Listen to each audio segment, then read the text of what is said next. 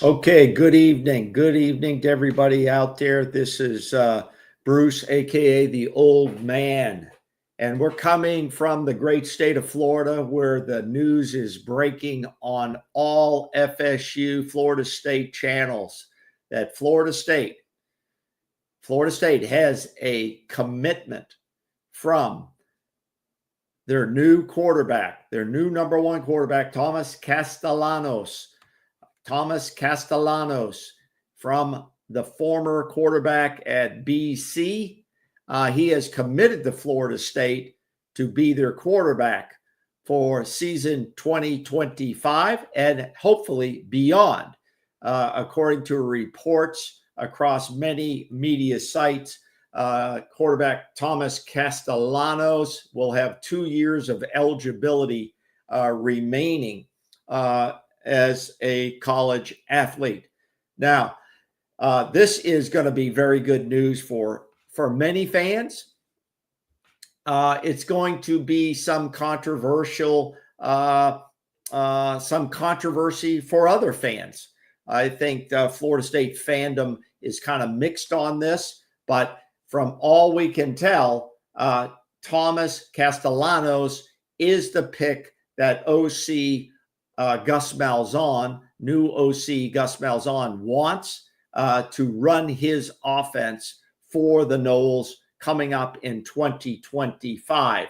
Now, Mike Norvell and the Florida State Seminoles have added this signal caller as the number one quarterback. There is going to be no competition here, obviously.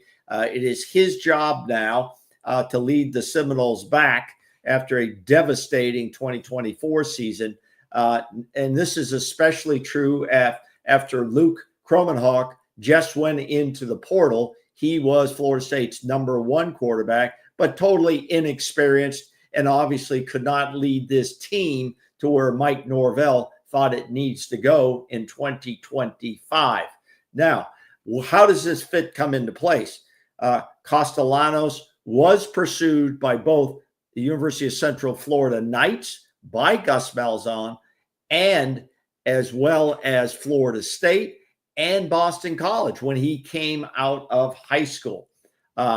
He is a 5'11", 205-pound quarterback who's already totaled 3,600 yards passing with 33 touchdowns in his college experience.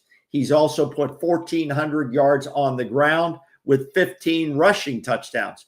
So he comes in as the dual threat quarterback that Gus Malzahn wanted for this offense. Okay, so that is the breaking news coming out of Tallahassee that I think is going to excite a lot of people. He's a dynamic playmaker. Now, the downside is he's had some injuries. He's had some lower leg, lower body injuries, which pretty much comes with a dual threat quarterback who's running the ball.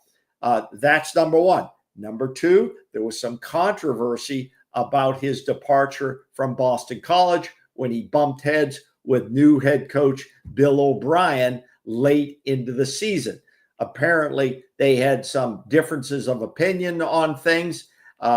O'Brien claims that his performance had dropped off, and he was told he was going to be benched. When Castellanos got this information, he decided to leave the team. So apparently all of those issues now have been satisfied with Coach Norvell and Gus Malzahn, and it looks like a happy marriage is coming to Tallahassee as a quarterback, Thomas Castellanos, will be the new number one signal caller for the Florida State Seminoles. And I think that this is good news for Florida State. I think Castellanos is a guy that can certainly, in my opinion, win a minimum of 6 to 7 football games for this team and potentially more than that. He potentially could take the Noles into a run for the ACC playoff championship. I mean, the ACC championship game, if we have any luck and he can stay healthy. Now, that's all conditioned on the rebuild of an offensive line, which basically right now is a blank piece of paper, just like this. We really need to put 10 to 20 names of offensive linemen on this piece of paper. They have to rebuild that entire offensive line because for Gus Malzahn, not only is it important to have a dual threat quarterback, it's also to have your running backs running downfield and pounding the defensive line. So that's important, that they're going to have to rebuild this offensive line to have any success whatsoever. And Castellanos does have the ability to make plays, and he's, from what I'm hearing, he's going to be giving a lot of responsibility from his new OC to make decisions on the run, so to speak. So there's three important pieces here. That is the OC, Gus Malzahn. That is the offensive line coach, Herb Hand. And now the number one signal caller, Thomas Castellanos. They all have known each other for a good while. And the better news is there's 2 years of eligibility here. So this could be very key. That's not to say Castellanos wouldn't leave and go pro after 1 year if he has a highly successful year. So that's the good news coming out of Tallahassee after a one-day visit, what looks to be a highly successful visit and cementing of relationships there in Tallahassee today. Florida State has gained a commitment from Thomas Castellanos to be that number one quarterback. We'll have more on this topic as the news rolls out, but it's being highly reported now. And I thank all the media sites that are putting it out there. Obviously, we don't break news, we follow news. And so I think it's going to be a happy days here that we've landed that quarterback. But now it's on to the most important thing, and that's building that offensive line. So good news out of Florida State tonight, and there'll be more on that. So stay tuned, and let's keep chopping.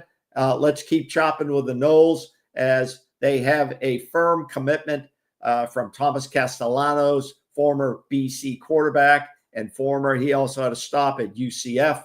The rebuild is fully underway. I mean, the rebuild of Florida State football is underway and is at full steam. And now I expect to be hearing about a wide receiver coach as well as potentially a quarterback coach, but I'm not sure that Tony Tukars is leaving. There's been nothing said about that. But the next priority is offensive line. All right, that's it from here. This is Bruce the Old Man speaking for Seminole Sideline 365. If you're not a subscriber, please hit that subscribe button. We love you guys out there, and hit that like button for us. And we'll see you. Likely, we're going to see you on Friday night. We've got a couple of people rolling in here now. Let's see. We've got Bill McMillan. Do we need to rehire Ron Dugan since Novell can't find any?